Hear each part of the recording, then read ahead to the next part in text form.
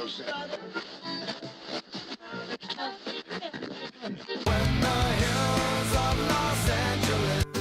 Angeles, I'm and most Hollywood nights. She goes to California, oh, California. What you say about Los Angeles? LA got the people saying.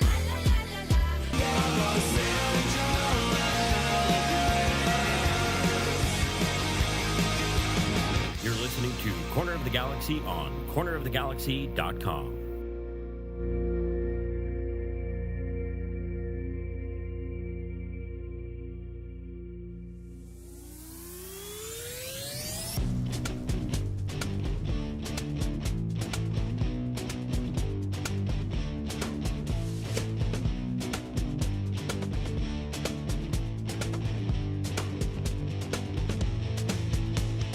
Welcome to Corner of the Galaxy, the show that talks 100% LA Galaxy soccer.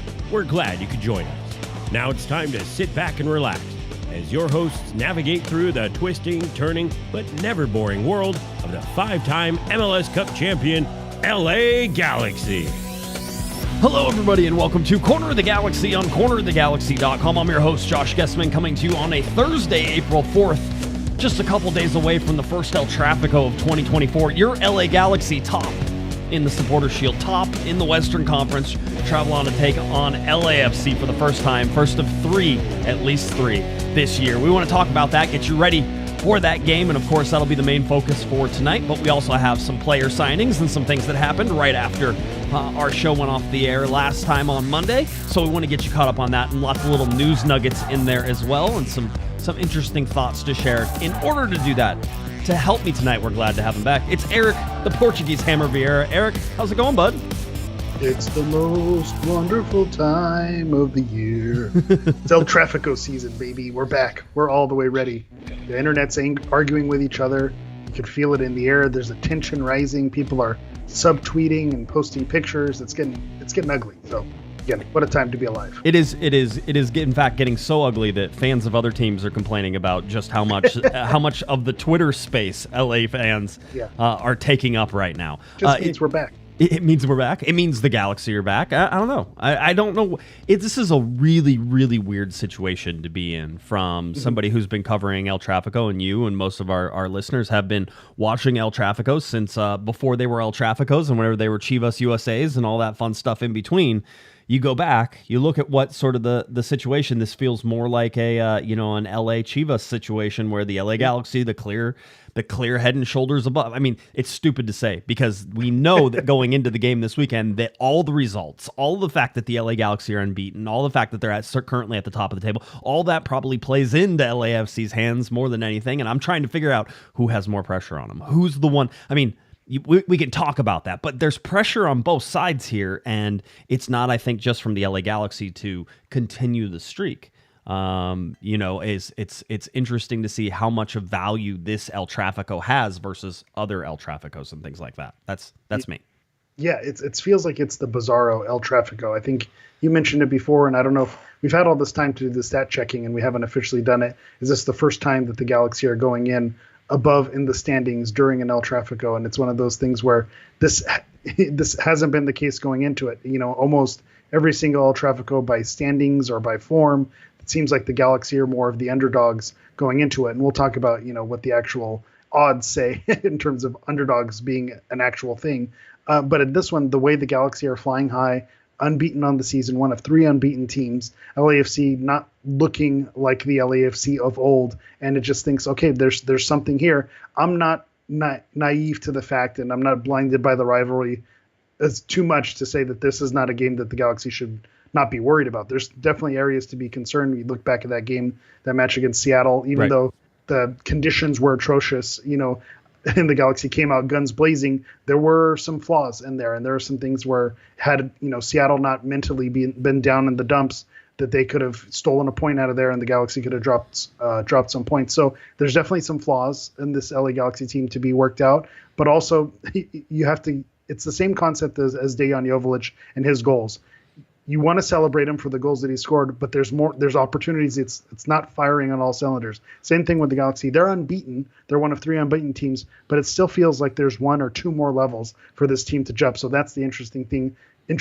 And you said it in the in the description of our YouTube video. We'll see what the episode name comes out later, but form doesn't matter. Whenever these matches come up, you throw form out the window. So regardless, win streak that the Galaxy's on, win streak that the rivals are on, it doesn't matter. Once you get this game, it's a unique situation. I don't think we've seen blowouts, but I think there are certain circumstances to some of those blowouts. But for the most part, you see a lot of goals, you see a lot of excitement, you see the passion from both fan bases, from both the players in the locker room understand what it means. So that's why it's always, one of the best games of the season, the 3 times that it happened. So it's very exciting. I'm looking forward to see how it all plays out on Saturday. Big shout out to Patrick, $10 super chat to start everything off. Let's keep those rolling in tonight. Lots of questions I'm sure you guys have, and we have plenty of answers for you. Guaranteed to be wrong predictions coming up as well. So all sorts of fun stuff in store, but keep those super chats rolling tonight. $10 super chat, clean sheet at the stank. That's what Patrick's calling. Very, very easy. Was that for the Galaxy or for LAFC? Was he just, is it 0-0? That's why Patrick is big brain moving us again. He just said clean sheet. Yep. We didn't say in which direction. That's right. He's like, I told you, that's how it works. So all that fun stuff. Before we get too far into it, let's again remind you, if you aren't going to the stadium, and I know there are a lot of you going to the stadium to watch the game at BMO Stadium with LAFC hosting the LA Galaxy on Saturday. If you're not and you're looking for a watch party, I would suggest quite selfishly that you go to Dignity Health Sports Park, where the LA Galaxy are hosting a pregame and watch party. Your pregame show will be from us right here at Corner of the Galaxy. Myself and Alex Ruiz will be out there, and then of course the very famous Kevin Ryder will be our guest there as well. So he's all spooled up with that as well. So we're excited to see you on Saturday. Doors open for that at 3:30 p.m. So be there, because right around 3:40 we're gonna go. We're gonna start talking for an hour, and we're gonna stop whenever they make us stop. They're gonna have to come and pull the plug out and be like, okay, you guys are done. No, we'll be stopping around 3:35, 3:40, somewhere in there. So make sure you get there. Come on. And you're saying, but where, Josh? Where will you be? Well, thank you for asking. I did have a map drawn up. So this is a photograph of all the courts there at Galaxy Park and everything that's sort of set up. And the entrance is sort of up near the top where the stadium is on that side. So you're going to enter and walk down into Galaxy Park. And as you do, on your right-hand side, you're going to see court number 1. It's a futsal court. Then there's going to be a blank space, and then it's court number 2, which is another futsal court. We will be in that blank space. A blank space, baby. I was going to say, don't get fired. Don't get sued here. Right.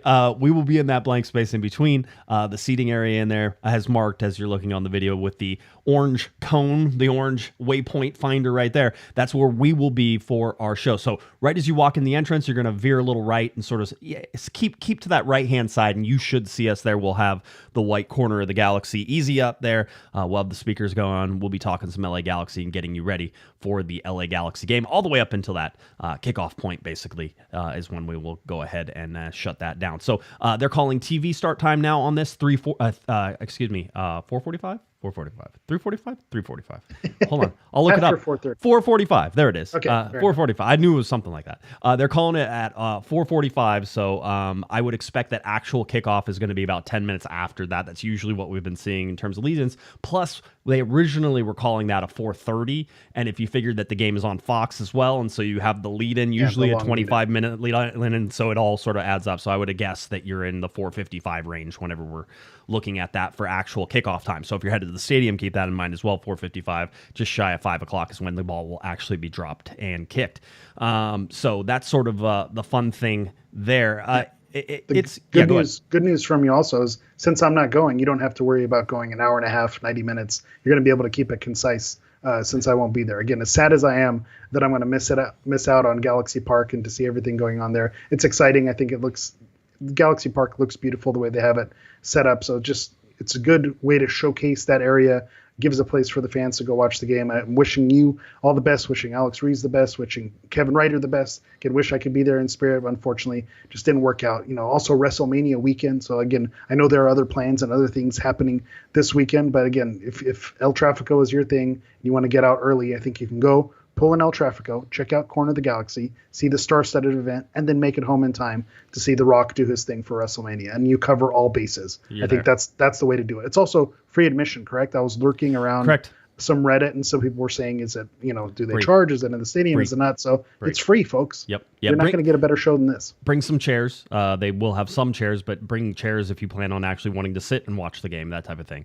I think Alex and I were talking that we're probably going to end up standing at the back of everything and trying to cover the game from our phones while we take down all the podcast stuff there as well. So if you don't see me tweeting right away, it's probably because I'm taking down all the podcasts and getting it packed up back into the car and doing all that fun stuff. So we are going to be rocking and rolling. So again, doors open for the event at 3:30 p.m. We should start about 10 minutes after, about 3:40 p.m. Somewhere right in there.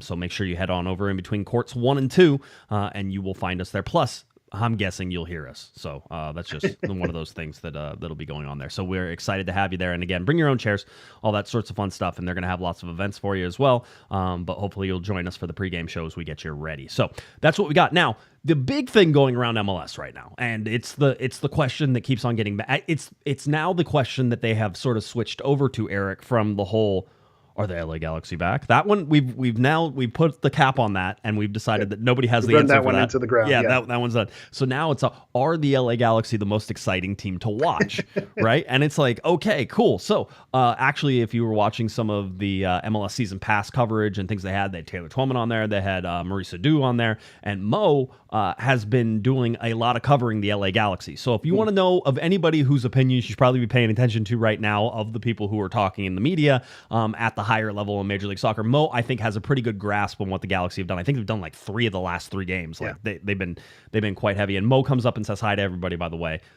Really solid guy. He'll come up, say hi, shake everybody's hand, that type of thing. You just have to remind Kevin Baxter who that is that just shook his hand, and then he's good to go. Kevin, yeah. So that's the thing. So that's the thing. Are the Galaxy the most exciting team to watch in Major League Soccer? And I will say that there is a very big negative connotation to that as well, that everybody keeps pointing out. But it has been fun to watch, so I'm not going to disagree. It's been entertaining soccer to watch. Well, Eric, where do you fall on the whole thing?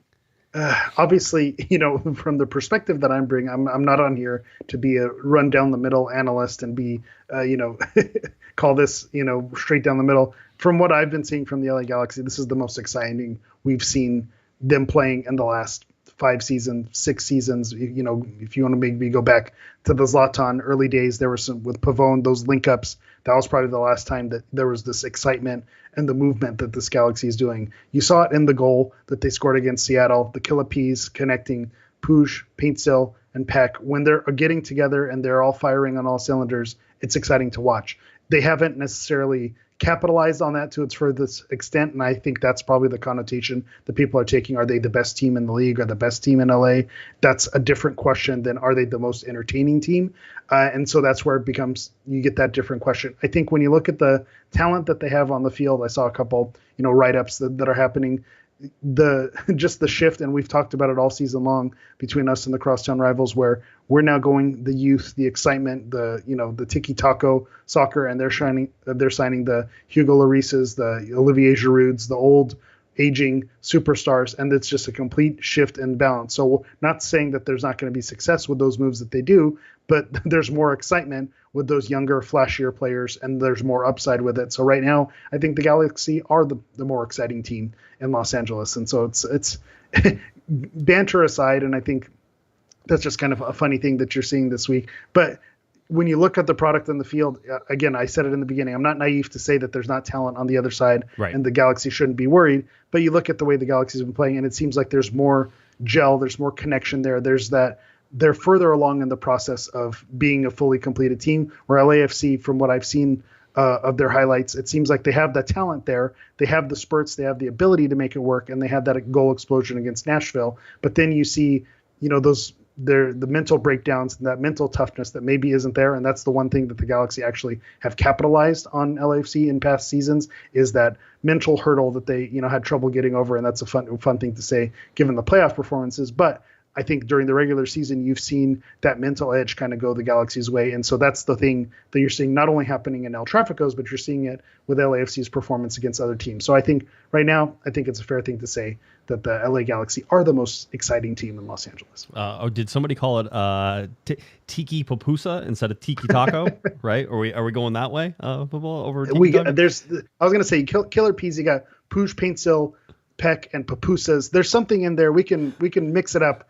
I think it's fair to move away from Tiki Taco. That was its own era, right. And this is now we're playing. It's champagne football. It's Papusa soccer. We got to figure out something. There's something there. There's something there. Like the Galaxy. We'll workshop it. The Galaxy need to put out a shirt that says Puig, Paintsil, Peck, and Papusas. Right? Like that's the next thing. That is sort of coming in here. $5 super chat from Adam. He says, "Hey guys, thoughts on this? More pressure on LAFC since they're the home team, right? Or am I wrong? I mean, I would think that at home, you don't want to lose points at home, right? Mm-hmm. That's always sort of where the more pressure comes. That thing. I would say normally that's the case. Normally we've seen the LA Galaxy come in as severe underdogs, and I expect they're going to be underdogs going into LAFC anyway. Like you can't. There's this thing in Major League Soccer that if you go on the road, you shouldn't be winning all those games, right? Like the fact is it's going to lean more towards the home team whenever you're looking at the home games, and the away teams really shouldn't have that much success against the home team. So there is always in El Trafico the bigger pressure is on the home team to make sure that they get points, that they don't drop points to whoever is in their house, right? So I can certainly see that. My whole thing is this. The Galaxy have sort of been in that underdog position, have sort of been like, oh, well, we may not be the best team, but we have some heart going here for us. Oh, don't we feel good? Aren't we we're just going to be annoying. Yeah, right? It's like it's these types of things. So you look at that and you're like, okay, that. So to me, there's pressure on the Galaxy though, because they're undefeated, because now they're coming in as the number one. I was watching the cinematic recap of the Seattle game, and at the end of it, Greg Vanney's in the locker room and he's got the big TV up there and he's pointing at the top of the table and everybody is cheering the whole deal. And it's like, yeah, they know. Then Greg Vanney came in and acted like he didn't know where he was on the table with reporters. Like, good job, Greg. I appreciate the play. I was surprised they showed that in the video for that reason, because again, public facing, they will never say that they're paying attention to that or that they're reading what's happening on the internet or this and that, but they do know. They read it. They're aware of it. They know the situation. And so I think it was cool to highlight that and to show that it did mean something to get them there. I think from the Greg Vanney perspective, we've been talking it since his tenure with the LA Galaxy. He hasn't put 3 wins in a row. So I think the pressure is on him. Can he put together a legit win streak, not an unbeaten streak, but a legit win streak of 3 games or more? I think the pressure's on for him in that way. The pressure's also in the Galaxy in terms of the unbeaten streak. Hey, you haven't lost a game. You haven't, there's not a loss in the loss column. So I think carrying that into this game, maybe against another opponent or at home, that pressure's a little bit off, but it's elevated with the rivalry game with an El Trafico. So I think the pressure does, shift in the Galaxy's direction in that regard. But you also have it the same way where LAFC gets to be the spoiler. They're saying, hey, the Galaxy's unbeaten. They're top of the table. Wouldn't it be great to rain on their parade, knock them off that top of the supporter shield position, make a dent in the West? You look at where the LAFC is. They're 9th in the Western Conference standing. So make a little jump there. And you see the motivation that is going to be there for LAFC, where maybe in previous seasons, they, lacked a little motivation because they were coming in the higher seed, sitting on the table, sitting on the top of the standings. Maybe playoff positioning was not something that they were pushing for or worried about. So that pressure just wasn't there for them. But I think that pressure will be there for them. So it works in their advantage. But I also think, to Adam's point, it puts more pressure on them being at home. This is their chance to really spoil our party and how high we're flying right now. This is their chance to kind of poo-poo that. And if they miss out on it, then you have to wait a little while longer, wait a few months before you can have that opportunity to do it again. Yeah, I agree with that. Executive producer Herb, a $43.21 super chat. Thank you for that, Herb. And Herb giving us the reads into the podcast. So let's make sure we do a good professional read on this.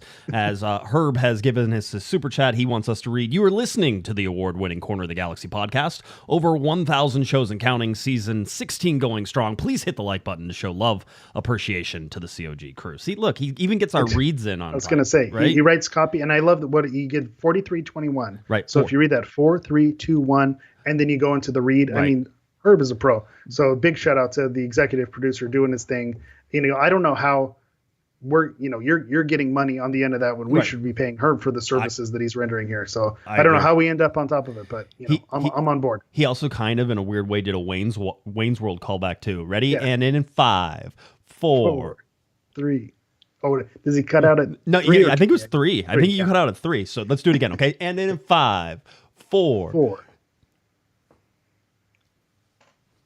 All right, there you go. See, now there was blank air. Great for a video, especially with me glitching the way I'm glitching. This is exactly what the people want. More Wayne's World references. Saw Max Headroom reference. We're being silent on a audio format. This is just, we're knocking it out of the park. It must be El Trafico week. It must be a little wacky week, that's for sure. $5 super chat from AF. Glad we're adding to the defense. Hope the Garces signing works out. We're going to talk about that here in just a second. Philip, $5 super chat. Who remembers the supporter games between us and Chivas USA? Can you imagine how bad it would be if we had them now? Bloodbath would be an exaggeration. There is no chill in LA Galaxy and LAFC land right now. There is I'm actually I see my phone gets hot just from all of the tweets that are rolling through there. I'm just it's just, I would say for the majority of you, put your phone down. All right, go hug a family member. All right, for some of you get really worked up. This is not it. This is not it. Yes. Counterpoint. Yes. Some people, this is their time to shine. This is what they love. They live Super Bowl to be that troll. This is their Super Bowl. This is their moment to just go after it. So I kind of see where that's coming from. Shout out to AF for the chat. I'm sure we'll talk about Garces. But to Philip's point, remembering the old Chivas USA rivalry games, I'm old enough, talking about these Wayne's World references, to remember the MySpace bulletins about Chivas USA and the LA Galaxy, where the blow up dolls became a thing, and there was no chill back then either. So to think, that's really escalated and gotten out of hand, it was just as bad back then, and it was really kind of a nasty thing. And one of the things that I've seen around the banter that I just will talk about is all the other fans saying, they find, they didn't know the Galaxy existed, and the Galaxy lost people in their city. And I think Chivas USA was a great example of, the FC and the European copy and pasting of Dortmund, and kind of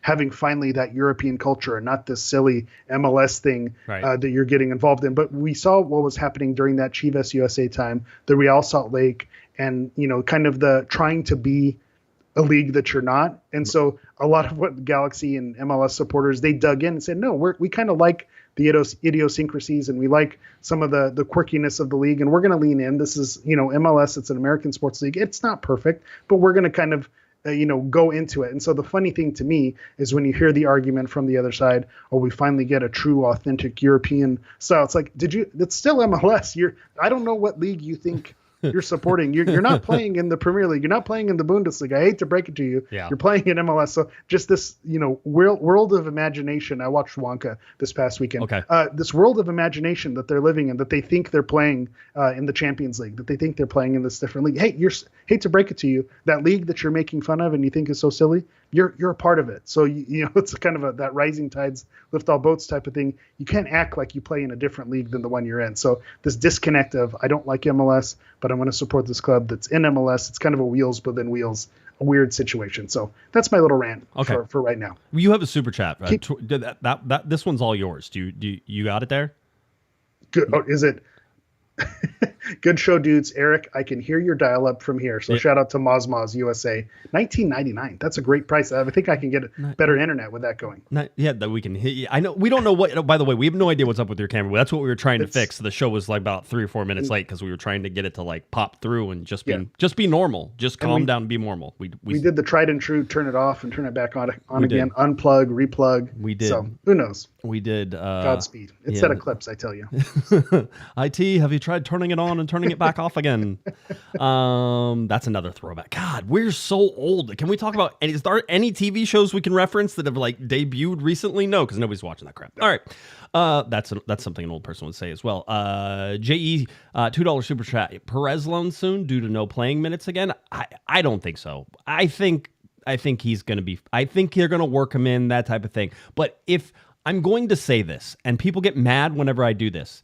If you're not seeing somebody, there's usually a reason you're not seeing somebody, right? And a lot of times, and by the way, I love Johnny Perez. I think that whenever he comes on, he shows some stuff. You're getting little spurts and little things. But right now, for, whenever you're not seeing guys and you're not seeing guys consistently, then yeah, there's a lot of talent on the wings. And so maybe there's not a lot of space. But you look at that and there's clearly, I imagine you're going to see Peck start going 90 minutes more and more, and Paintsill is probably not going to be relieved by Fagundes, right? The whole deal. So there's not a lot of room there.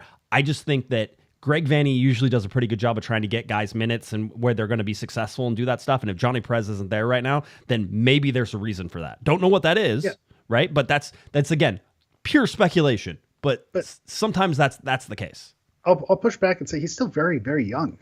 He's getting those Ventura County FC minutes, so he is getting playing time in some regard. But to say that someone, of Johnny Perez's age and experience, is he going to crack into the starting lineup with Peck, with Paintsill, with Diego Fagundes being a starting level caliber player? There's not a lot of room for him on this team. So unless you're blowing teams out and he becomes like the Galaxy victory cigar, not Jack McBean, but there was someone who they brought in. I forget who I nicknamed him the victory cigar because every time he came in, the game was pretty much done. Right. So unless you have that situation, you expect to see minutes. But also, it's not that I don't like Johnny Perez. It's just it's very hard when you see those three wingers that are in front of him in terms of depth. I don't know where the minutes for Johnny Perez are. I don't see where it fits in. And again, that's not a knock on him. I think he's going to age into. We're going to see him start to turn into his full potential, getting in there. I think, did we name him our Efra Alvarez breakout player of the season? Did we dub him that? No, because you don't want to get that's like the kiss of death. I'm saying I don't have those expectations for him given the wingers that the Galaxy have on the roster. Well, along the lines of are the Galaxy, one of the most exciting teams, and something we're sort of looking at is I just wanted to bring up again where the LA Galaxy sit in terms of the supporter shield at the very top, but also goals for. The LA Galaxy are the second best offense in all of Major League Soccer behind Miami, and Miami's played one more game and has one more goal. The Galaxy actually better on goals per game right now than Miami. But there's always been the flip side of that. And I think everybody's criticism right now is the LA Galaxy's defense. Now, didn't allow a goal last weekend. Maybe that was Jordan Morris missing a sitter. Maybe that was the LA Galaxy's. I will say this. I thought they defended in the box very, very well. Mm-hmm. Greg Vanny made it a point today to sort of highlight the fact that he thinks that the defending in the box has been outstanding. And basically the shots on goal from inside of the box have been halved or something like that. It's really dropped off. And so he's saying, if we get rid of the set piece goals, which again account for 5 of the LA Galaxy's 9, one of those other goals is a penalty kick as well, right? So at least one. So there's only 3 goals. One of those was giveaway. So basically you have 2 that were from the run of play the entire season so far. Now we can chop it up and dissect it, but bottom line is there's still 9 goals that hit the back of the net, and you need to do something about that. But correct. Where do the LA Galaxy sit in terms of the Western Conference of goals against? Houston is the best right now at 4. You have Minnesota at 6, and Minnesota's a very good team. I think Houston's numbers are. I think Houston's going to be one of those teams that sort of slowly rises to the top in the Western Conference this year. They did last season also. Yeah. I know they have some injuries right now, and they're dealing with some stuff, and so we'll see whether or not they can recover that. Vancouver, everybody really likes Vancouver in terms of the numbers. They're at 6 goals allowed. Seattle at 7, and the LA Galaxy just played them. Kansas City at 7. Salt Lake at 7. How many goals? 9 for Austin, 9 for LAFC, and 9 for the LA Galaxy. So about the half to the bottom third of the Western Conference in terms of what they've been giving up. San Jose the most with 13, Portland with 11, St. Louis with 11, Colorado with 10, Dallas, that type of thing. That being said, the LA Galaxy's goal differential is actually one of the better ones in the Western Conference as well, because they've been scoring so many goals. So that's the kicker. Yeah, so you can sort of go back and forth. Then, Eric, we can even go further. Let's talk about the LA Galaxy and the power rankings, right? And right now, Major League Soccer, on their power rankings, Sam Jones has them as the number 3 team in all of Major League Soccer, and I say baloney. 100% baloney. I am not a believer in that at all right now. I like Columbus. I think they're great. I actually think FC Cincinnati, with the defense that they have this year, is really, really good. I think I might put FC Cincinnati above Columbus, but Columbus won an MLS Cup, and you sort of have to dethrone them in order for that to happen. So let's wait to see that happen. I think Cincinnati is a better team. I think that right now, on balance, the New York Red Bulls might be a better team because I think the defense is better, right? That type of thing. Atlanta United, I think you could possibly put the Galaxy in sort of with Atlanta United at 5 and 6, and Inter Miami's at 6. I think that's probably undervaluing Inter Miami a little bit in this whole thing. But having said that, Minnesota is at 7. I think Minnesota is one of the top teams in the Western Conference right now. They're right? sneaky. They're one that's sitting there. They have one less game played than the Galaxy right now. So again, a win puts them even on games and would have them leapfrog the Galaxy at the top of the table. I think Minnesota is a sneaky team in there. And in terms of the power rankings, I think 3 is correct. It's on form. They haven't lost, so you can't drop them too far. And so I think when you look at the 3 unbeaten, they're going to hover around those top 3. To me, top 3 for right now, power rankings, it feels right. I like that they didn't leapfrog them to number 1 just because they're in first place and because they're in the Supporters Shield lead. I like that they didn't do that, but I feel like 3 is about right. I would agree with you that FC Cincinnati, the way they've looked, Columbus, they just look like they're going to be able to do it again. I think Minnesota's in that conversation. Philadelphia and New York Red Bulls, again, you're spot on with the probably top 5, and then Inter Miami landing just because of current form and just because they're so unlikable. I think that's fine to leave them at 6. They've become more unlikable. Like Messi was beloved. He wasn't always this edge as much as people like the edge. It just comes across. It's a bad look. Again, with all those. Did you hear apparently that they went after a referee? Is that what you were? That's what I'm going back to. Yes. I didn't know if everybody knows this. There's rumors, and I don't know that we've had any confirmation on anything, that Messi and Jordi Alba and Luis Suarez and Tata Martino went after their CONCACAF Champions Cup game, went to the referee after the game in the locker room or tunnel area, and were complaining to them about how poor they were and all this other stuff. And then apparently they were even looking for the coach. Were they playing Pachuca? Is that who they were playing? Monterrey. Monterrey. Okay. Yeah. So they were looking for that coach to also complain to him about what he said about MLS getting all the calls. I can't take them seriously. No. And then the shenanigans at halftime with coming out super late, making other teams wait. I feel like there needs to be some type of punishment. Something happens there. It's getting really old. It's wearing thin, kind of the whole Messi situation. And then we can have the whole argument in terms of, we talk about fair weather fans when we're talking about rivalry week and just what the element that brings into stadiums. And it's not necessarily, your people with, growing the game being the best in mind. So just something to consider. Inter Miami, drop them in the power rankings just because we don't like them. Yeah. Just kick them down the land. By the way, New England Revolution currently at 29. Interesting. With Caleb Porter in there and with Kurt Onalfo, being in charge of sort of trying to put that team together, and them seemingly going to a younger-ish team. It has a lot of 2017 vibes. Sorry, I was going to say, poor Kurt Onalfo. Why do you have to do that to my boy? Look what they did to my boy. Oh, Caleb Porter.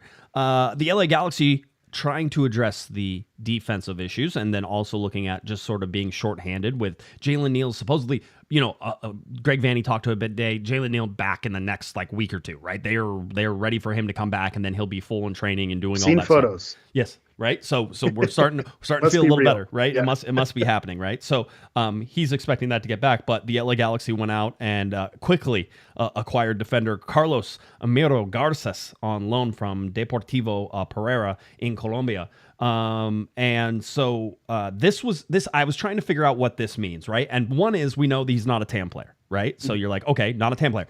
That already means you're not paying a ridiculous amount of money. One, it's a loan with an option to buy. So a purchase option. It seems to me that perhaps this was somebody who was on their list to possibly acquire for next year or in the off season or something like that. And there was an opportunity to sort of get him on loan and try before you buy, right? Yeah. They are in on this. This is a 6'1", 22-year-old center back, and he's listed among the fastest defenders in all of Colombia as well. So this seems like a good deal. I don't know what the financials are, but you didn't pay a lot. You got a guy who's young.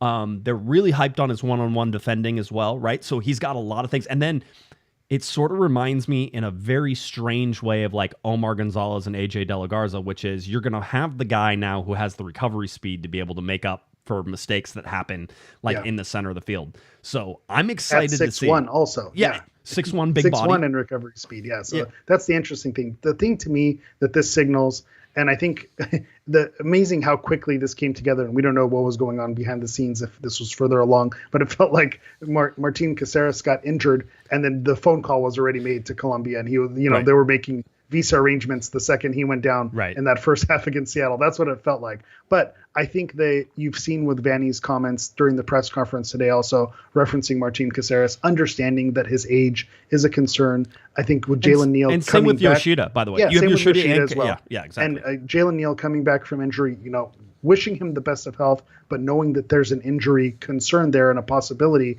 where you don't wish it on anybody, but anything can happen, and an injury that you're nursing and when you're trying to come back, that sometimes is when you can get re-injured and have those issues. So I think instead of banking on Neal coming back, you bring in someone like Garces, and it's now bringing that youth. It's bringing someone who, like you said, try before you buy, do the Caligari situation again, knocking on wood again, given that. But then you can have on loan, see if it works out, and then you're able to have the option to buy. I like that you mentioned that it's not TAM. I was looking at his transfer market. He spent some time in the Portuguese league as well, and so I just want to mention. So you're why? No, but why that's important is the Portuguese league are the kings of going into South America markets like Colombia and Argentina and finding these diamonds in the rough, polishing them, and then selling them for millions of dollars. So I think there's something to that in the Colombian league when we talk about where can you get bargain deals, and I think you can find good players and what the wages are comparatively in that league. MLS actually stacks up and can outbid them when we talk about Liga MX and the CONCACAF Champions Cup and the salary cap, and that being something that hinders them. I think when you go into some of these secondary leagues in South America, the MLS salary cap actually outwages some of those leagues. So I think that's probably why you're able to get someone like this who has a ton of potential at a price that's probably not that crazy. Yeah, the potential is the big thing there. I also wonder if it's setting up an eventual, Jalen Neal, Garces, like center back, the next pairing, generation, the next, exactly, the next step and sort of thing. The bottom line is Galaxy should have depth, should have the ability to change things up. I wouldn't be surprised if you see them going more with like three in the back whenever they're up, a couple goals and it's late in the game. It's like, hey, you can bring in another center back and sort of really get everybody some playing time and do some stuff. Yeah, bring in Garces and Perez, the Victory Cigar lineup. The Victory Cigar, there you go. See, that's what we get. So that's a big deal. If we look at how the LA Galaxy are accomplishing in this as well, the LA Galaxy basically at 11 of 11 international slots. And so basically what's going to happen is they actually have 13 international players signed, Bebo, and then now you're going to add in this Garces, right? So Garces is going to take Vivi's spot, and Vivi's going to go down to, Ventura County, it looks like. So that's what's going to happen. So no international slot needed to buy on this particular one. Just go ahead, move some guys around, and you're able to add him as soon as that happens. So waiting on P1 visa, all that stuff. I haven't heard timeline, and today was sort of an abbreviated, a little bit of a press conference with Greg Vanny. It was really great. The Galaxy did a hybrid one again, where they take the laptop and go slap it out on the field, so that way we can ask questions from Zoom and do all that fun stuff. So I did get to talk to Greg, but Greg was in a hurry because he had places to be. His boys playing on the U17 academy team in the Generation Adidas Cup, right? So all that stuff going on, the GA Cup, they're down there playing. They actually advanced on, and I think I have the little call here. Let me see if I can find all the different ones. So Generation, so they advanced on penalty kicks 5-4 in a 2-2 game, and that was playing against River Plate. Right, yeah, so it's a big deal. Yeah, very big deal. And a brace from Ricky Moreno is the young kid out there who's playing. So again, just sort of keep some of these names in the back of your head. But Greg Vanny was rushing off. He goes, "I got 3 minutes to answer questions because I got to go catch the U17 game." We're like, "We got it." Which I don't know. I think it's a father thing, like type of thing. It's like 100%. You don't even need to talk to us. Like, just go watch your kids. Yeah. Like, that is, you can't miss that. Even you're a professional. You're a professional. You're a head coach for this. I don't care. Go watch your kids play, because there has to be. I imagine he gets more joy out of that than probably watching the senior team play sometimes, right? 100%. Yeah. So we saw a little bit of that in there. Other housekeeping stuff that we want to sort of clean up a little bit. Dejan Joveljic was voted the LA Galaxy Player of the Month by the fans. So I will forgive you for getting this wrong, everybody. I'm not angry. I'm not upset. Maybe a little disappointed, but it is what it is. But if you look at the voting and how it laid out, it was Dejan Joveljic with his 5 goals, 45.2%, and then Mark Delgado came in second. The correct answer was Mark Delgado on all of this, by the way. I just wanted you to know know that, right? I don't think Joseph Paintsel was the wrong answer either. It wasn't. There was you could Yeah. maybe you split the vote. Maybe you split the Mark Delgado vote with Joseph Paintsel, and that's what you know sort of caused everything to third party candidate. Yeah, we need ranked voting next time. Ranked voting. That's what I'm asking for. I'm going to do my argument for Dejan Joveljic, and I think it's not a diss on Mark Delgado. I think when you talk about 5 for 5 and scoring the goals and needing him to get off on the right foot, he did his job. He did exactly what he was supposed to do. The Galaxy are unbeaten, riding on the leading goal scorer, Dejan Joveljic. Let's not overthink this. Let's not get cute and try to, talk about the unsung heroes and this and that. I think Dejan Joveljic is deserving. Now, to the Mark Delgado of it all, I think you don't want people to know about Mark Delgado. You want to gatekeep. You don't want his stats getting out there. You don't want him winning Player of the Month. You want Mark Delgado exactly where you have him, sneaky, undercover, legs crossed, glasses on, just unassuming, and then boom, what next thing you know, he has another assist. He's put one to Joseph Paintsel. He's put one to Dejan Joveljic, and now you're down 2-0 because Mark Delgado's hard work, that engine in the midfield. So I think that's my argument to not vote for Mark Delgado. It's almost like that, all-star voting situation where you don't want to vote for LA Galaxy players in the all-star game because you don't want them to get injured or get tired. You don't want to nominate Mark Delgado for man of the match or player of the month because you don't want people to know that he's that valuable to the team. I want everybody to know. I want Fair enough. everybody to know. We know. This is just for us. Okay, Just for the listeners, just for the chat right now, just for, no one else needs to know, but we can know. We know Mark Delgado's the right answer, but we don't want other people knowing. Executive producer Herb, $3.72 super chat. Shout out to Hammer and the Godfather reference. So you're already getting props for everything that you do. He just likes you. That's fair enough. Herb, you know what? I like Herb too. Okay, good. And it's not just because of the donations. I've had some good back and forth, some good conversations with Herb. So shout out to Herb. And again, for the whenever you can, mix Kurt Anolfo and the Godfather, you got to go for it. Another timely reference. Of course. Yeah, were you watching some of the shows they were listing in the chat, by the way? And I was like, I watch most of those, by the way. So they were old school. Like, why can't we name anything from right now? And then everybody started naming everything from whenever they were growing up, which is normal. Shout out to Ventura County FC. I know we've sort of been, joking around a little bit about the whole changing names and doing stuff, and we sort of told you the reason why and trying to, make them a little more financially independent on their own, so that way that's not just such a giant red bucket you're constantly throwing money into. But they've played 3 games in league play, and they won 3 games. And so in MLS Next Pro, they are playing rather well. Matt Taylor, the head coach for Ventura County FC, has been doing a good job and was therefore recognized for this. I would also like to point out that Ventura County FC was also named the MLS Next Pro Team of the Month. Now, we won't talk about their 3-0 loss to Irvine in the U.S. Open Cup. I was waiting. Was I going to be the one who had to say that? No, Okay, fair I was there. A little 3-0 loss to Irvine Zeta FC, not to be confused with Irvine Zeta FC 2, which was the last one. But they go down 3-0. There was a red card in that to Scalotto. And so they got in the hole there pretty fast and dig themselves out. But we won't rain on their parade that much. Again, the MLS Next Pro Team of the Month for them. Now, anything else you want to talk about them, or can I quickly transition? No, just shout out to them. Appreciate that they're, those Johnny Perez, Gino Vivi, Mauricio Cuevas getting the minutes and kind of dominating that league. That's what you want. You want your reserves to beat the other reserves. So, again, that Dejan Joveljic, job done, mission accomplished. Shout out to FC. Irvine Zeta, we'll get him next time. That's right. Either the 2 or the 3 or whichever one. Yeah.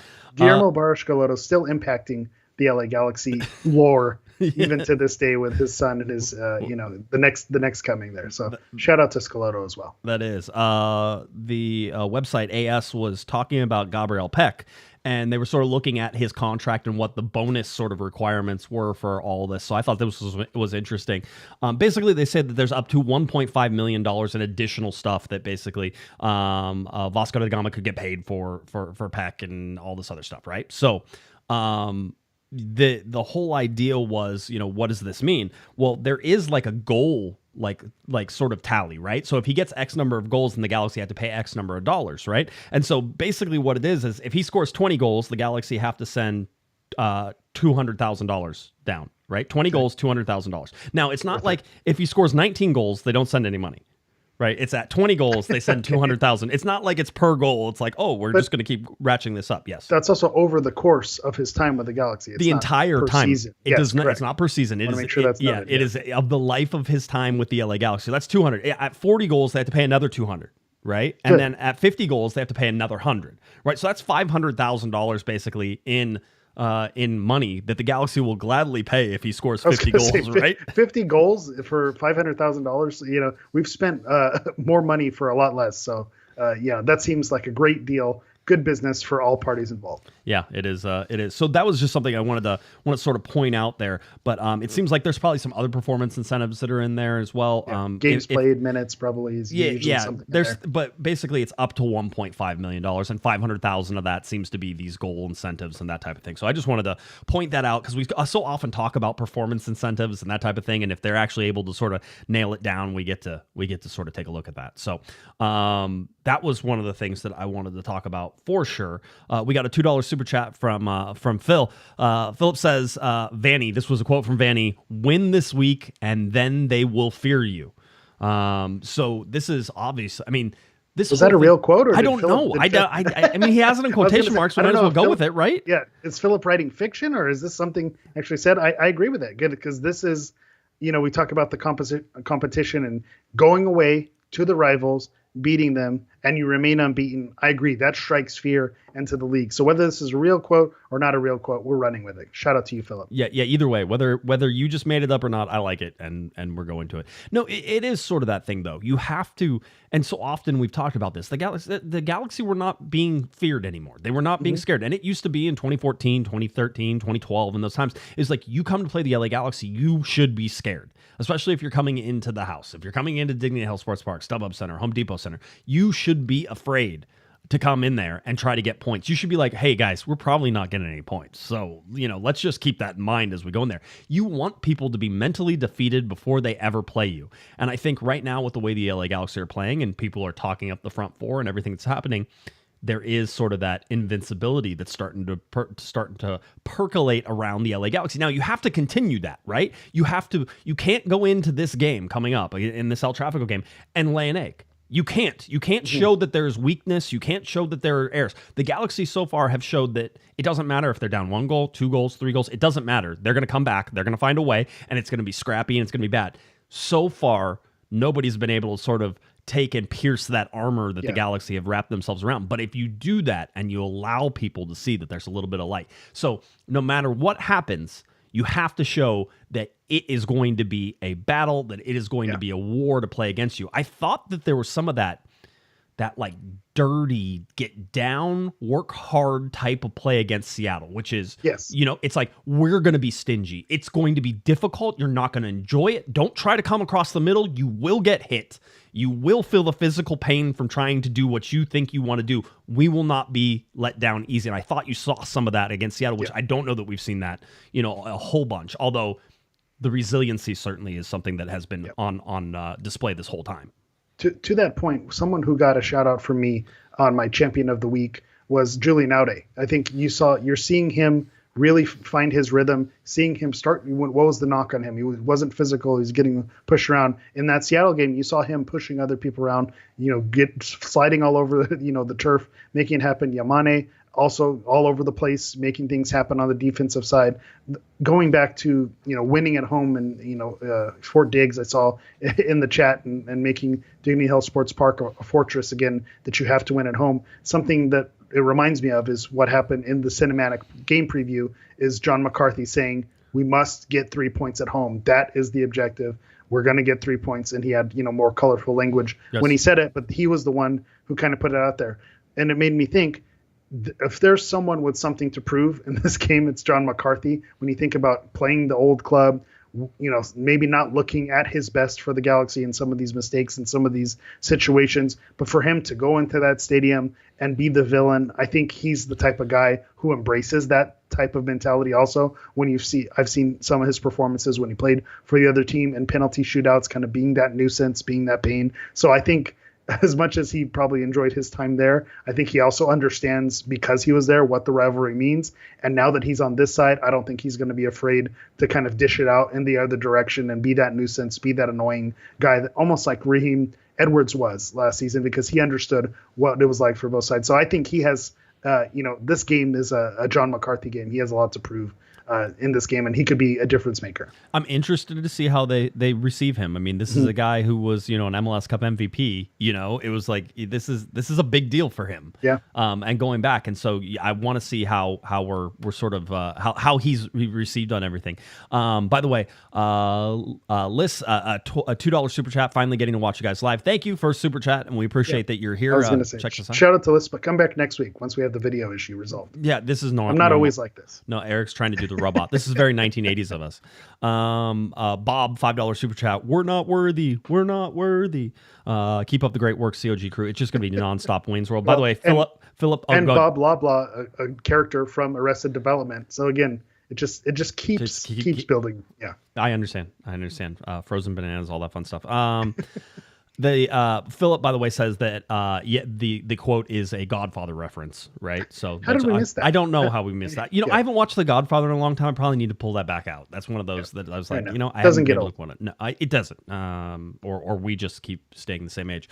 All right, so that's what we have there. Just looking around at the match day and everything that's going on, the game coming up that is a 7:30 kickoff time on the East Coast is a 4:30, 4:45 TV time on the West Coast. The LAFC, LA Galaxy, El Trafico coming up is also on Fox, also on TSN. It's also free on Apple TV, just letting everybody know. So if you are not normally an Apple TV watcher, you can watch this.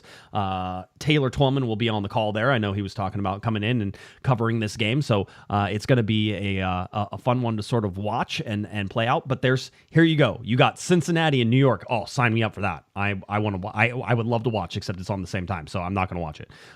You have Columbus and DC United, which I think is going to be a good game. Miami hosts Colorado. That's an interesting, stupid game for me. And I would be like, dude, that's sort of one of those ones I'd want to watch. You have New England playing against Charlotte. Funny side note, I was on a conference call for Real Work and stuff like that, and we were talking to somebody, and he was a Norwegian guy, his name, and so we were sort of talking about stuff, and he goes, I'm in Charlotte. I go, oh, do you catch any of the Charlotte FC games? He goes, oh yeah, I'm a season ticket holder. I go to every game, and I'm like, oh, that's awesome. I go, that's cool. Well, you guys must be feeling really good about the whole thing. He's like, oh, do you follow like Major League Soccer? I'm like, well, I do this, right? You should ask. Yeah, I do this, and the whole deal. He's like, no way. He was blown away that there was somebody else who on a conference call that was ready to talk some footy. So I just thought that was a fun little thing. My dad was rolling his eyes the whole time too, by the way. Of course, which is always my favorite part. That doesn't pay the bills, Joshua. No, it doesn't. Not at all. So that type of thing. So just all the different games that are sort of in here. There's some really exciting ones, but the biggest one, and I think maybe if you've seen the fervor around this game just from all corners of social media in every direction that you have, you understand how big El Trafico is. And, I don't like to say this because I think that we're very much within the El Trafico bubble here, but it is clearly one of the top rivalries in all Major League Soccer. And it very well may be the biggest one right now, that people actually pay attention to. It doesn't matter who you are, you're going to watch this game, that type of thing. Yeah, we're in the bubble. We're biased. But when you look at who's compared to it, I think the closest could be Portland, Seattle. Yep. You could also have in the New York City, New York Red Bulls is kind of up there game to game. But I think if we're being honest, also it's the most interesting. It has been the most interesting because it's literally in the same city.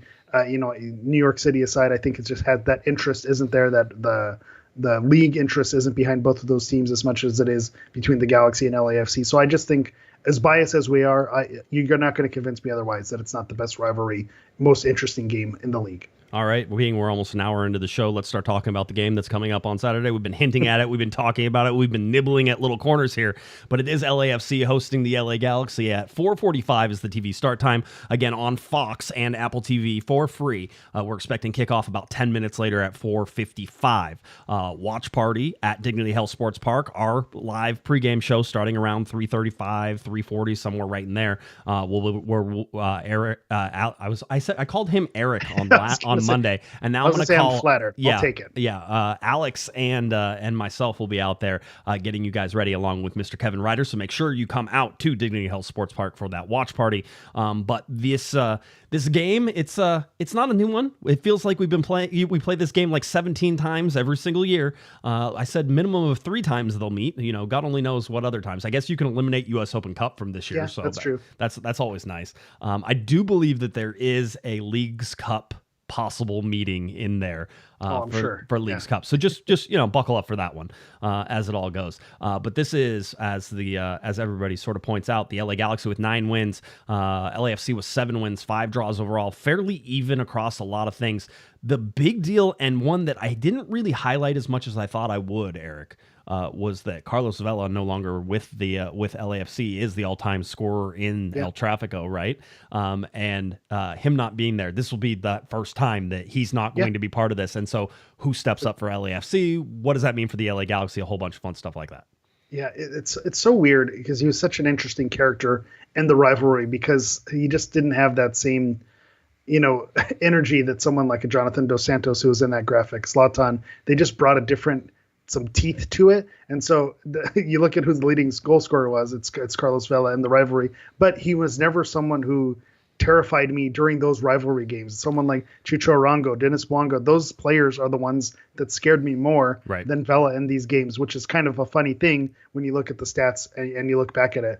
The other thing that's always interesting, and when you talk about the team's form on their records over the past few seasons, the Galaxy lead the rivalry, with 9-7 in terms of wins.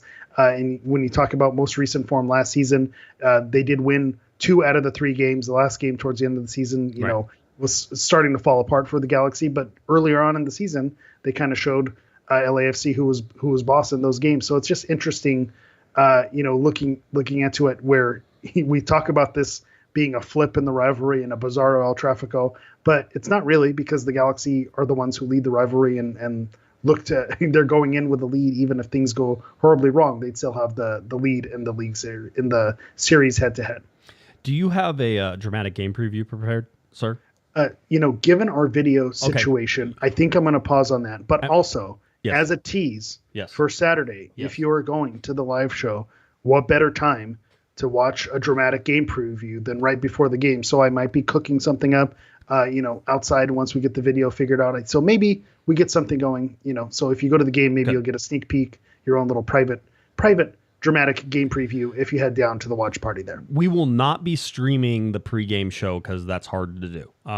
We will, however, be recording it, so that way, one, you can get the interview with Kevin Ryder, and then you will be able to hear the dramatic game preview if you're not there. So you will get a chance to hear it eventually.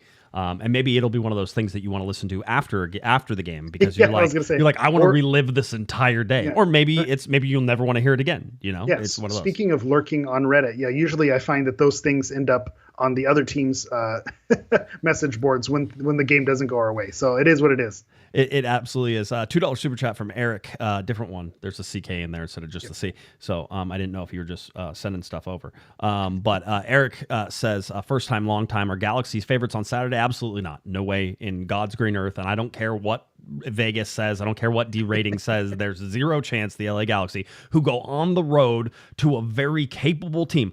Listen, I've watched their games. I've looked at this. I've looked at the stats. I've sort of, tried to figure out, look at the schedule that they played. Who have they played? I mean, you look at Colorado and they just lost 3-2 to Colorado, right? You look at their 5-0 trouncing over Nashville. I mean, that's a team that can hit a switch sometimes and really score some goals. So don't expect that. Losing 2-0 to Minnesota United, 0-0 to Sporting Kansas City, losing 3-0 to Salt Lake. This is in the snow. In the snow, right? There, absolutely. You have to put that into context with all those things. So for me, I'm looking at this saying, do not trust what your eyes have seen so far with LAFC. One is because this is a rivalry match, and it does not matter what they have done. In fact, it doesn't matter what the Galaxy have done. It doesn't matter what LAFC have done. Throw it out. Don't pay any attention to it. Who's going to want it more? The big thing that I think hurt them in the Colorado game is that they have seemed one-dimensional, right? And they have very much looking at Bouanga and what he's been able to do, but he sort of feels like he has to lift that whole team right now. And so if you're looking at somebody, I mean, hey, get ready for the matchup. Miki Amane, Dennis Bouanga. I'm interested to see if they move Bouanga over to Aude's side, just because I don't know that you want to play against Miki Amane right now, because that dude's balling. Another unsung hero. The Mark Delgado Unsung Hero Award goes to Miki Amane as well.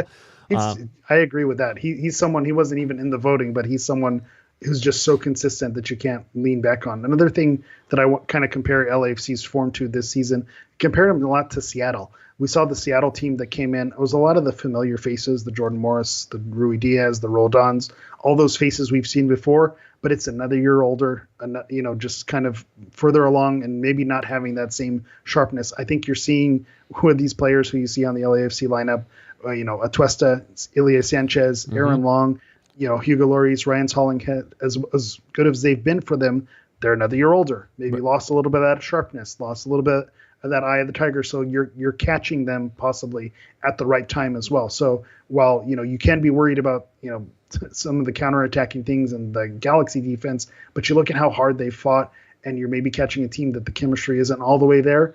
And so I think you're going to see a pretty good matchup here. I'm excited for it. Tillman, for me, has been one of their danger players, right? Atuesta, you mentioned, certainly in Bouanga. Bouanga very much getting isolated out on the wing, though, right now. It's like you can throw a lot of players in his direction. So, Mark Delgado, Miki Amane, Joseph Paintsil, that's what you're looking at right now if they keep him on the left-hand side, which, by the way, is why I would totally move him over to the right-hand side.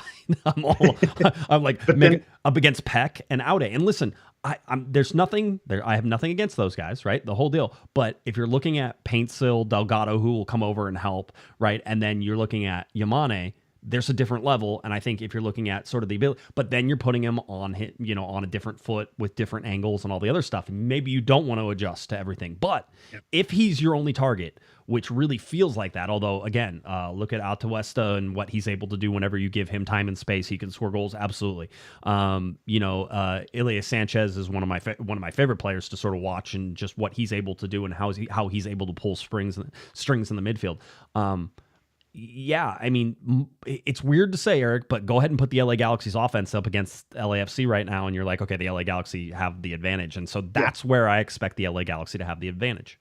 And it becomes a chess match as well, because like you mentioned, we saw it I keep referencing the Seattle game, but with Paintsil switching sides as well, we've seen him and Peck alternate sides as well. So if you do switch, you do put, Bouanga on Aude's side, then maybe you put Paintsil on that side for the game, so you have that balance between them. Because I agree, with Aude and Peck being someone who maybe goes to ground a little easier than the next player, I think that's something you need to be concerned about as well, not getting those calls at an away stadium. That's something to be concerned about. But I think with their interchangeability, it becomes a chess match on how you can make the moves on the fly, halftime adjustments. I think coaching is going to be a factor in this match as well. Yeah, always goals in these games. Always goals in these games. Massive amounts of goals. 22nd edition across all competitions of El Trafico, with the Galaxy leading all-time series 9-7-5. 46 goals for, 45 goals against. In 21 all-time meetings between the two clubs, El Trafico averages 4.3 goals per match from the LA Galaxies. PR guy there, Mr. Kevin Acevedo. Nice little stats sort of running out things. If you're looking for the LA Galaxy and who this referee will be, it'll be John Freeman. I don't know who that is. I honestly, I was like, I have no idea. It's his 55th. Which could be a good thing. It could be a good thing. Could be. We also didn't know who the DJ for the Miami game was either, and that didn't work out for us. But looking at that list, it also is the less tenured of the referees on that list. So it seems like he's getting a big moment, a big push in this direction. So shout out to John Freeman. Yeah, absolutely. So we'll watch that one as that all goes down.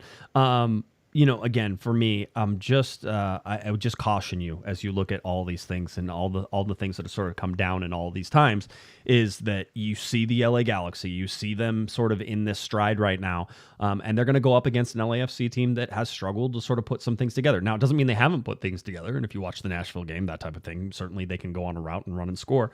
I just think that there's going to be a lot of energy.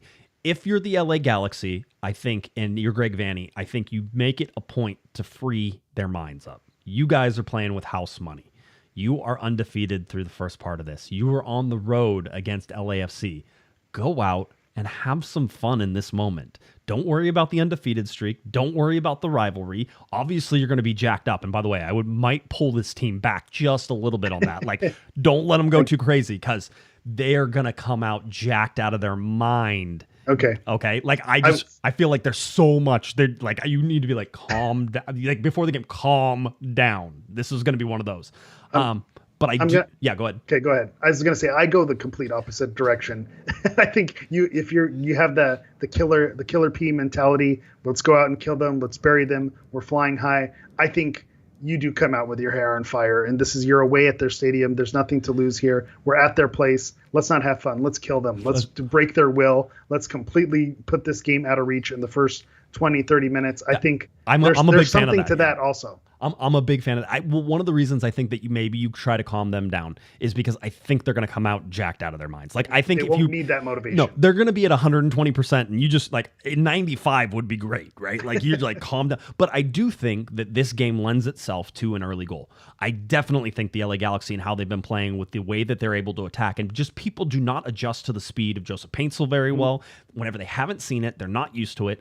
With Gabriel Peck as well, just all the movement. I mean, look for Vanny to throw a little curveball in there again, like putting everybody on the right-hand side again. Or maybe this time you throw everybody on the left-hand side. You're just like, I don't know, pick a side. Why don't you guys want to flip a coin? Which side do you want to attack on for the first 15 minutes? Everybody on the left. We're going to overload and press and pressure in there. So that's why I'm sort of like, take the pressure off a little bit, because I do think that there's going to be a pressure from the LA Galaxy on themselves to remain undefeated. And I don't want that being a reason for you to play scared or play worried or those types of things. Or be too conservative as well. Yeah, 100%, right? There has to be a good mix, but you want that freedom. You want to be like, hey, just go out and play. Like, you guys know how to play. This is nothing new. This is that same game. It's just way amped up.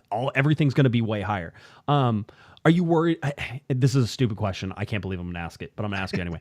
Are you worried about Joseph Paintsel? Are you worried about Gabriel Peck? Are you worried about sort of the new guys coming in and being able to adjust to the intensity of this? And your answer should be no, because Joseph Paintsel has played, right? Yeah.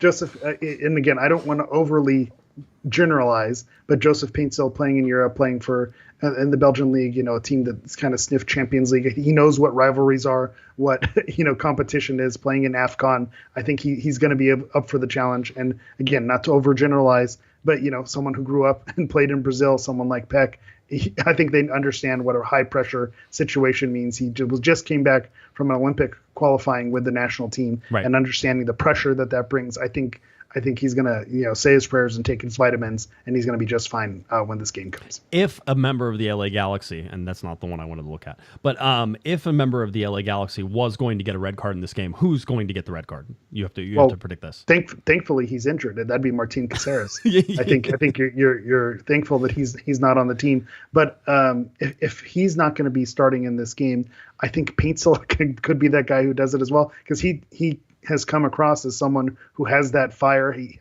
tracking back, getting frustrated if he doesn't get an early goal. He seems like the type of guy who has that red card in him. Maybe we'll say that, get all the bad juju out. It's not going to happen. Knock on wood. Okay. But if he feels like he's got a red card in him at some point, because that's just how he rolls. He's going to go 100 miles per hour to try to score that goal. You saw the early chance versus Seattle. Then he's going to get 100 miles per hour trying to track back. You saw him concede a penalty against Nashville. He gives you both sides of the coin. So that'd be my vote if I had to pick someone outside of Martin Caceres. Ricky Puig, early yellow card inside of 20 minutes. That's what I'm calling. That's how he gets in these games. Yeah, that's fair. He talk about a guy who's reading the tweets and getting into social media and being part of the banter. Shout out to Ricky Puig for just understanding that he gets under their fan base's skin and he owns it, and that's exactly what you want from your number 10. Yeah, and Adam with the $2 super chat. Do you guys go over who the referee is Saturday? We did. John Freeman is the guy. So go back and look at that one so you can pick up on that. So someone asked if he was Jamaican. There's some cheap jokes in the chat if you want to go check this out. No. The cheap joke right now was from Field of Berm, which is I wouldn't expect someone who played in Belgium to waffle. There we go. Well done. This is not going to get much better. Should we wrap it up? I don't know. It almost feels like it. We should probably call it. Do you want D ratings? Do you have the D ratings? I didn't have D ratings, so I want you to go ahead. I have a whole bunch of other stuff, but just not that particular one. So what is? Let me guess. D ratings has. I have not looked. D ratings has the LA Galaxy as like 3-1 underdogs on this. Like what? 25, 26%. So you overshot it. So again, we were talking about the Galaxy riding high, unbeaten. This is not your mom's LAFC team. So, this is the chance for the Galaxy to make a move. And D-Rating said, no way. They're giving LAFC a 59.9% chance to win. Love it. The Galaxy had only an 18.6 chance per win, and then a 21.4% chance for a draw. So heavy favorites for LAFC. Looking at the betting line, best betting line for the Galaxy right now is plus 315. So again, if you're interested in making money, not a financial advisor, you're feeling how the Galaxy are doing, think they can eke out a win. Again, your 3-1 odds on money that you can make there. It's there. LAFC at minus 135, a draw at plus 360. Over under sitting at 3.5. So again, for over 3, you're at minus 130. For under 3.5, you're at minus 140. So like you said, there's going to be goals. I think betting the over there is probably a safe bet. You're going to get more than 3 goals in this game. Is this going to be my guess? Is this going to be the wacky El Trafico though that like goes 0-0 into the 85th? We haven't had that one, right? No, I don't feel like it has happened. Yet. No. I think on WrestleMania weekend, I think you can't have a 0-0 game. It's not allowed. We can't have that happen. If there is a draw, what are the chances that the combined goals are more than 6?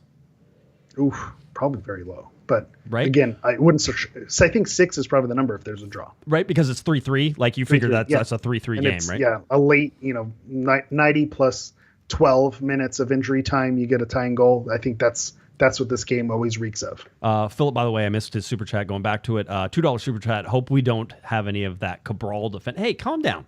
Don't mention. Don't put that into the air. Yeah, don't mention. I already put the paint cell red card into the air. That's right. And if it happens, just tweet at HammerEV9. Speaking of last week's guaranteed to be wrong predictions, and I'm sure we'll get there. Right. I guessed 5-2, and I wasn't wrong. I just had Ventura County FC's game, not the Galaxy's game. So I was in the neighborhood. 1-0. It was. I felt it in the ether. Yeah. Right. Okay. Understood. All right. Predictions guaranteed to be wrong here, Mr. Eric, the Portuguese Hammer Vieira. Please tell us how many goals the LA Galaxy win by. You said a draw earlier, a 3-3 draw. I'm going to go with the 2-2 draw. I think we get a draw. I don't think it's 3-3. I think they do go more than 3 goals. So I'm going to call it 2-2. And I do think there is going to be a wacky 90 plus 12 weird injury time, last minute goal. I can't tell you, again, just feeling the universe. Right. I can't tell you which side it's going to go, but there's going to be some weird shenanigans in the 90th minute, a VAR check. Something weird's going to happen in this game at the very end.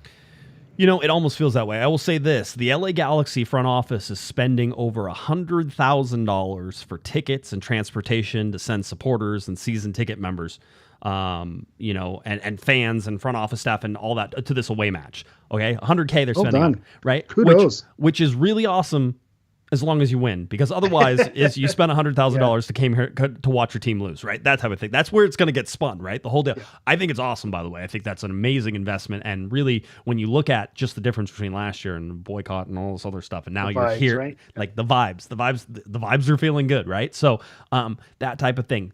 I would also like to point out, in the history of El Trafico, I don't believe I've ever picked the LA Galaxy to win one of these games. I do not think that has happened. Bad tradition. It right? is. Well, I mean, it's been very hard for me to ever get behind the LA Galaxy because outside of the very first El Trafico, which we all remember, where we didn't know what the expectation was, and like you were sort of like, oh, well, Zlatan, you didn't know. Outside of that, the Galaxy have sort of had to play the upsetter, right? They've come in and you're like, oh, well, they're the ones they're the spoiler, right? They're gonna have to get in there and you have to get there. I don't know how to feel about the LA Galaxy being the better, quote unquote, the better team right now. I think Taylor Twellman was talking about, he doesn't know if the LA Galaxy end up being the better team at the end of the year, but right now they're the better team, right? And that's an interesting take, and I can see where that's coming from as well. Right. And you look at the additions that are coming to LAFC, maybe that changes things. Maybe it doesn't change things, right? But there's the potential to change things. So when you look at that. So for me, when I look at this game, I sit there and say, I have never picked the LA Galaxy to win because I don't think that they've ever been in position. I think it would be irresponsible of anybody to pick the LA Galaxy to win whenever they're on the road at the Rivalry. This is a very difficult game to win. Is it impossible? No. That being said, I think I'm going to go draw on this one. Now, given LAFC's scoring woes that they sort of had, and they can score a whole bunch, but they also haven't scored a whole bunch. I would say that maybe you're going to find a 1-1, 2-2 game this particular time. And I think a draw is more than favorable for the LA Galaxy, and I think that keeps everything going. That ruins more days on the LAFC side than anything. Correct. Does that mean that the LA Galaxy can't sneak in that winner at the end? They can't put the 2-1 like the whole thing. I'm not saying that. So if you are pinning me down and you're saying I have now caveated all of my score choices that I could give you. So I said 1-1, 2-2 in the draw. I think the LA Galaxy win this game 2-1. So wow, that's the prediction. Official. That's Mark official. it down. Lock it in. I like it. We're locking it in. Yeah, so guaranteed to be Respect. wrong now. I'm sure I jinxed it. People are going to be like, you jinxed it. That was it. That was it. But when you look at it, again, we're looking at this from the right perspective because I don't see, and again, I'm going to knock on wood one more time here, the way the Galaxy have been playing, the amount of goals that they've scored, I don't see them getting blanked. So the goals are going to come, and if they go down, they're going to show that fight and that grit that they've shown. So the goals are going to come from them. So it just becomes a matter of, can the defense hold on? Can they get through some of those tight moments where maybe they've looked a little shaky in the past? And so that's where that draw is coming from, because we understand that the opponent has weapons as well. It's that they're not playing MLS Next Pro side. Yeah, it is. Hey, it's going to be a wild one, boys and girls. Buckle up, all right? Again, I don't know how much coverage we'll be able to have on Corner of the Galaxy on Twitter, only because we'll be at the watch party and trying to do that, and so I have to put everything away and watch the game at the same time and do all that sort of fun stuff. So enjoy. Be safe. Everybody, it is... Be smart. Yeah, be smart as well. I will say it is the classic good versus evil, white versus black. So make sure you're out there wearing your white. That's what the LA Galaxy will be wearing. Their home whites against the LAFC's black going on there at BMO. And again, this game with a TV start time of about 4:45 p.m., closer to about 4:55 on the kickoff after the 10 minutes. The undefeated LA Galaxy, currently first in the Western Conference, first in the Supporters Shield, going up against LAFC in the first El Trafico of 2024. 2 more of these to come. The LA Galaxy home on both of the next ones, one at the Rose Bowl and then one at Dignity Health Sports Park. So a lot of fun stuff to get to. Anything else, Eric? Or are we good? We can I shut think this we're down? good. Okay. Yeah, I'll mirror it with you. If you're fighting the good fight on social media and getting into the banter, keep doing what you're doing. We need good soldiers out there. So I appreciate it. And if you're heading out to the game, kudos to the Galaxy for doing what they're doing. And again, be safe, be smart. That's always my message. Have a good time. Enjoy yourself. It's El Trafico.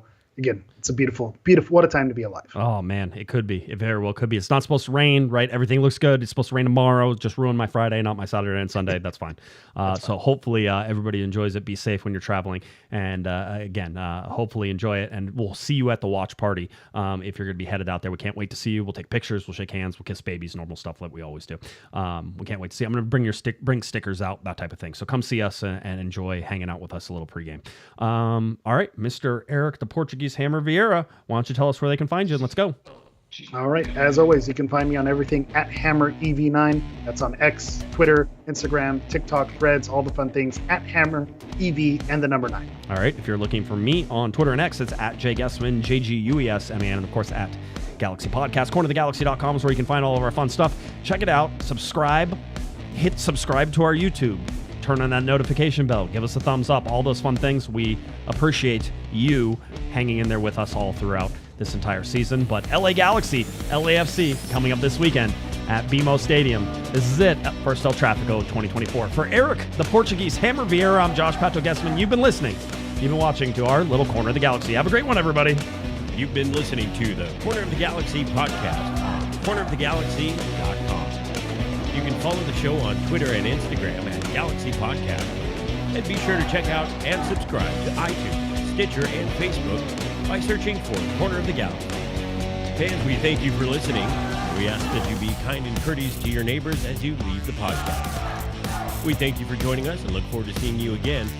Until then, I'm Michael Araujo, and on behalf of the entire Corner of the Galaxy crew, goodbye.